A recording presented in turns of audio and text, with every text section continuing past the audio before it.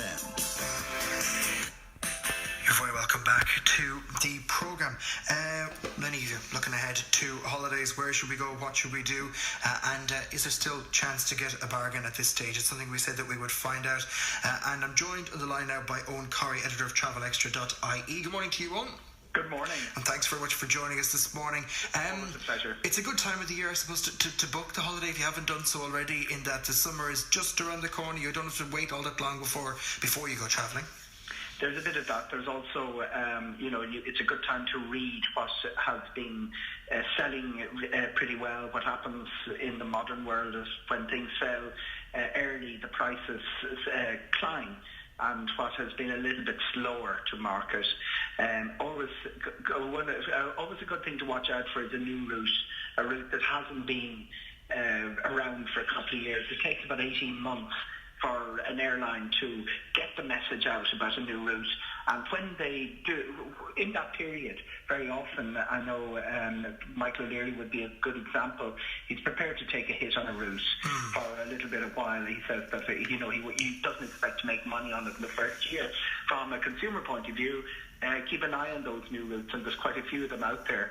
There's some from Shannon and some I was just going to say Toronto, and I know Toronto had its horrible tragedy yesterday, but still a wonderful city. Barcelona, they're both new routes this year. It is a terrific coup for Shannon. I mean, Toronto was a terrific coup because Air Canada have loads of options, and it took quite a bit of persuasion by the guys in Shannon to go out there and say, instead of running this aircraft to Las Vegas 3 times a day, you do it to Shannon once a day. And it's really a big coup for them to do it. Obviously, a lot of what they were saying is the attractiveness of inbound tourism into the West and into Clare in particular would make the route viable. But what that does, it has to work both directions, and it does put pretty good prices out there. Barcelona is another very interesting example, because what's been happening in Barcelona is that from all the Irish airports, the prices are considerably lower than last year.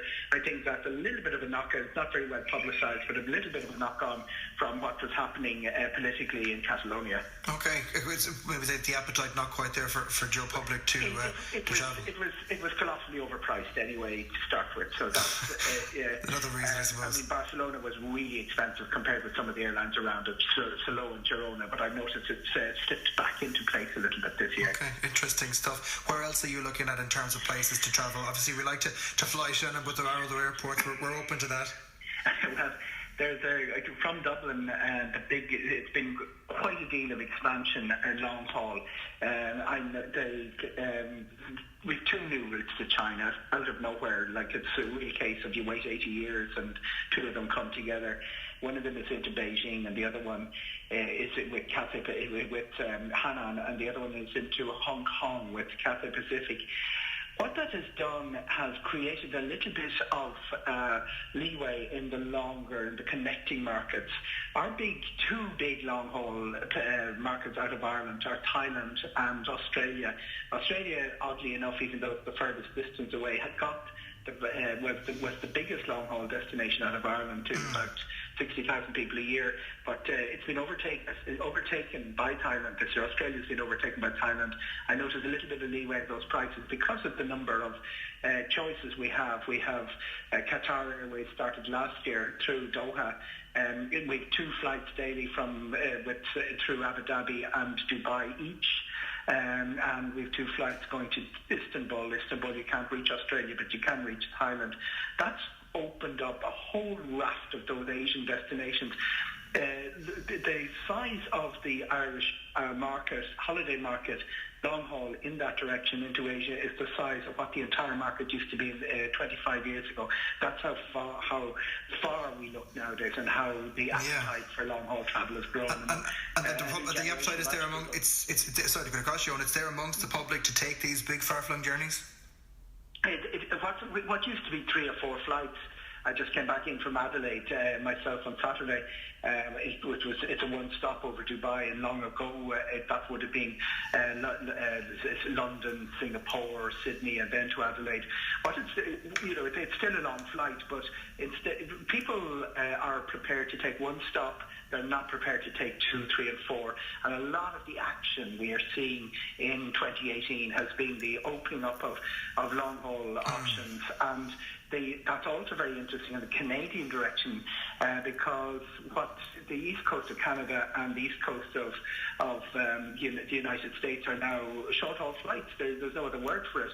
The Shannon to Newburgh flight is the equivalent of flying from Norway to the Canary Islands. It's what airlines like Ryanair and Norwegian would do. So what Norwegian has done both in Shannon and in some of the other Irish airports has been bringing effectively the Ryanair model, the short-haul model, to transatlantic. To transatlantic. It's the next Paris, as everyone in Clare knows. Absolutely, indeed. Going back then to Europe, maybe just to finish up, I note in research from multitrip.com they're talking about 60% of people saying they'll try to get away to the sun this year. Where do you recommend? Are you one of those who looks to go off the beaten track, or are you as fans still of the popular resorts? The popular resorts are always there, and we've seen actually expansion into the popular resorts. Into Malaga is the big hub, and Faro for the Algarve is the big hub.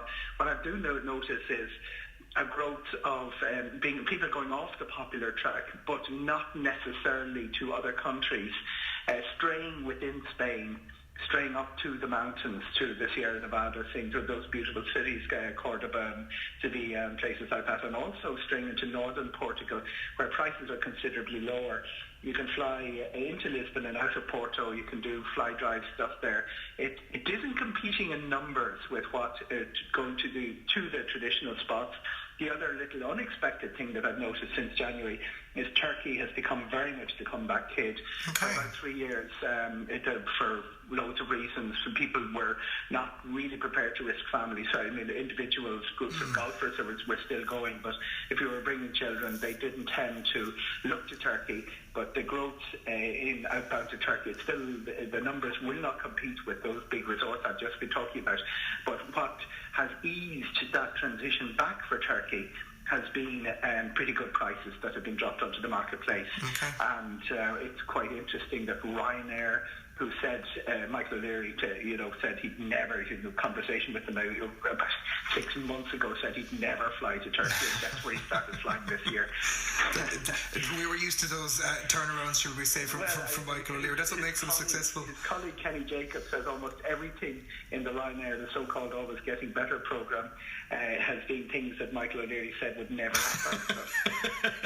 And yet he's a success. Really quickly, Eoghan, we've talked about flights, but obviously there's the ferries as well, and we saw the delays with the Irish Ferries WB8 boats scupering the plans for thousands and thousands of people.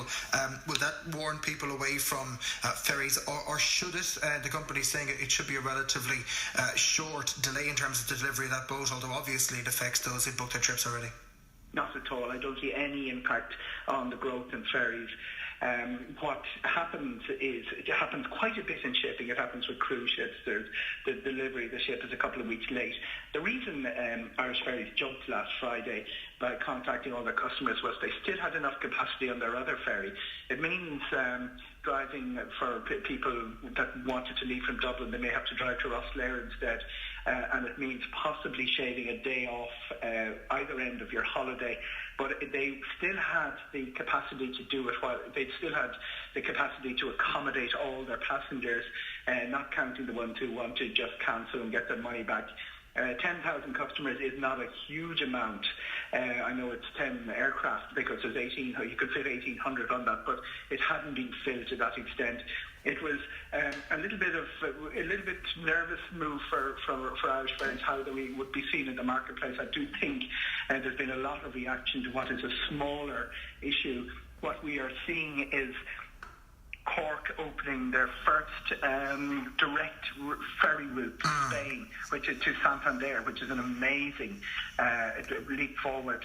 What hasn't been noticed, though, is that Cork to Roscoff is now being doubled in the number of services from Cork to Roscoff have doubled for this summer. And Irish Ferries, instead of going 3 times a week from Rosslare down to Cherbourg, have a daily service. So that's the level of growth in direct services, direct ferry services from Ireland to the continental Europe.